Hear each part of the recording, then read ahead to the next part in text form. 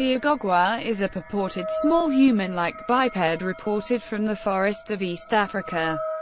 It is 1 to 1.7 meters, 3.3 to 5.6 feet, tall with long arms and long rust-colored woolly hair, and is said to have yellowish-red skin under its coat. It has also been reported as having black or gray hair. Its feet are said to be about 12 centimeters, 5 in, long with opposable toes. Alleged differences between it and known apes include a rounded forehead, small canines, and its hair and skin color. Sightings.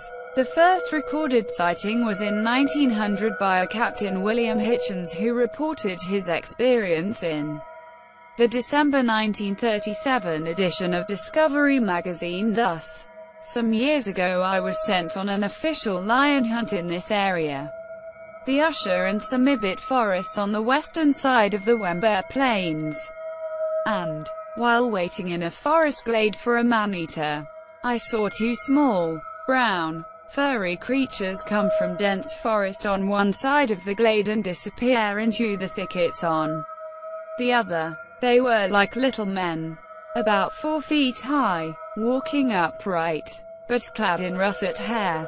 The native hunter with me gazed in mingled fear and amazement.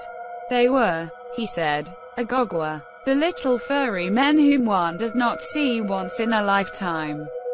Quote, when Hitchens was criticized and ridiculed, Cuthbert Burgoyne wrote a letter to the magazine in 1938 recounting his sighting of something similar in 1927 while coasting Portuguese East Africa in a Japanese cargo boat. They were close enough to shore that they could view the beach using a glass of 12 magnifications. They watched a troop of baboons feeding, and, as we watched, two little brown men walked together out of the bush and down amongst the baboons.